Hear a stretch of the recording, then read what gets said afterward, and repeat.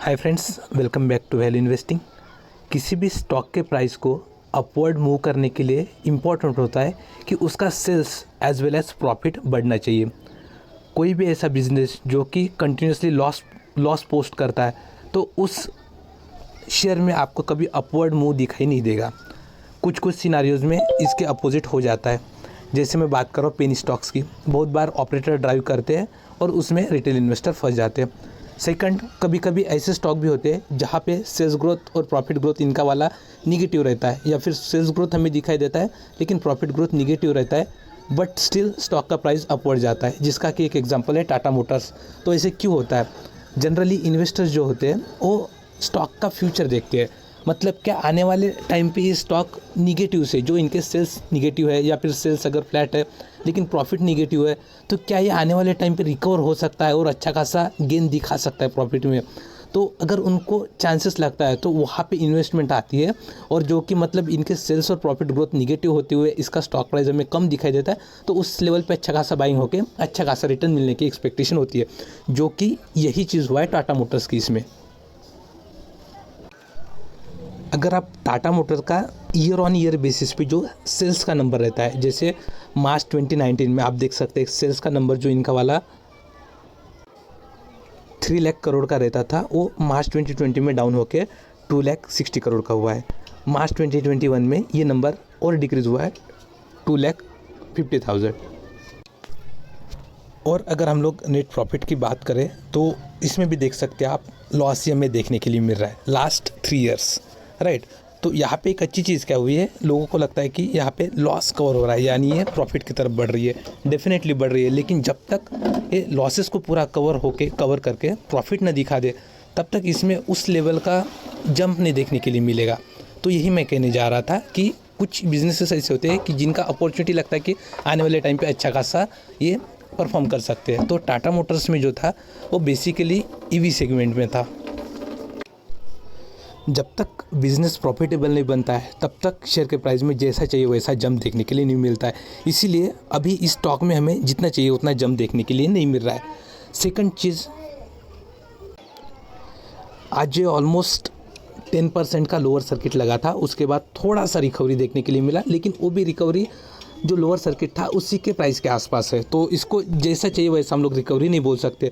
तो कल भी क्वाइट पॉसिबल है कि ये हमें डाउन ही जाता हुआ दिखाई दे। लेकिन इसके पीछे का रीज़न क्या है, मतलब इस तरीके से शार्प जो डाउन मूवमेंट आया है वो किस वजह से आया है? तो कुछ देर पहले 2 आवर्स वगैरह एगो, 2 या 3 आवर्स एगो हो सकता है, ये न्यूज़ आउट हुआ था जहाँ पे टाटा मोटर्स के एक लग्जरी सेगमेंट है जिसको JLR करके बोला जाता है, जैगवार वाला जो ब्रांड है, ठीक है। वो जैगवार वाले कार्स में जो चिप्स वगैरह लगती है ना, तो उसका शॉर्टेज आने का चांसेस था। ऐसा कुछ महीनों से अपडेट वगैरह चल रहा था कि आ सकता है। तो इसके बारे में भी इनकी मैनेजमेंट की तरफ से डिसीजन आया है, मतलब एक न्यूज़ आई है ऑफिशियली, ओके। और उन्होंने कहा है कि जो चिप का शॉर्टेज है वो क्वाइट पॉसिबल है कि 12 से लेके 18 मंथ्स तक रह सकता है। और इसके साथ साथ ये जो चिप का शॉर्टेज है उसके लिए जो ये लोग अल्टरनेट ऑप्शन मतलब देख रहे थे मार्केट से, तो वो अल्टरनेट ऑप्शन भी इनको नहीं मिला है। तो जब यहाँ पे चिप ही नहीं रहेगी, ऐसा समझ सकते हैं आपकी, मतलब पूरी कार भी बना ली, तो जब तक ये जो चिप्स रहेगी सेमीकंडक्टर से बनाई हुई, ये गाड़ियों में लगेगी नहीं, तब तक ये उन गाड़ियों का सेल कर ही नहीं सकते। इसके वजह से इन्होंने बोला है कि जो इनका वाला Q2 रहेगा, अभी Q1 में तो रिजल्ट्स कैसे रहेंगे तो देखना इंपॉर्टेंट रहेगा कि JLR वाला जो सेगमेंट है वो कितना प्रॉफिटेबल रहता है। लेकिन Q2 में मतलब कुछ हो सकता है जो चिप इनके पास थी उन्होंने लगा दिया, और कुछ इसमें हो सकता है कि इनका वाला सेलिंग वगैरह हुआ हो, ठीक है, सेल्स वगैरह इंप्रूव हुए हो, या फिर हो सकता है स्टैगनेंट हो या थोड़ा बहुत डाउन हुआ हो। लेकिन Q2 में डेफिनेटली ये नंबर हमें डाउन जाता हुआ दिखाई देगा, ऐसा खुद मैनेजमेंट कर रही है। और मैनेजमेंट का कहना यह है कि जो अर्निंग बिफोर इनकम टैक्स होता है, जो EBITDA बोलते हैं हम लोग, तो वो EBITDA भी निगेटिव में रहेगा।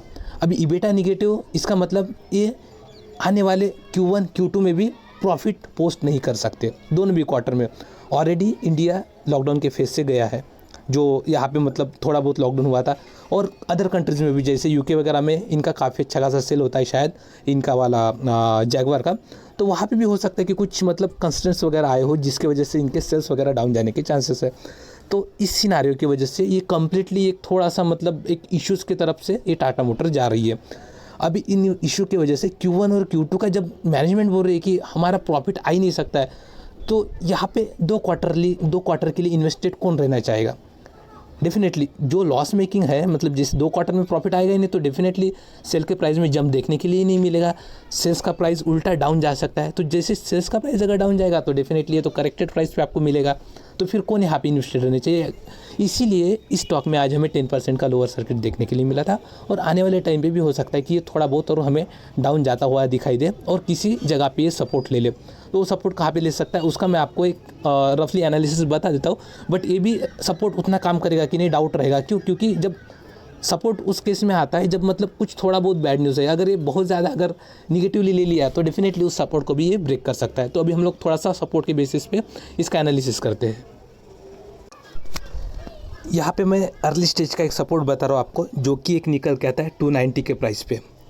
सेकंड सपोर्ट जो है वो उससे 30 रुपीज़ डाउन है, जो कि निकल के आता है 260 रुपीज़ पे।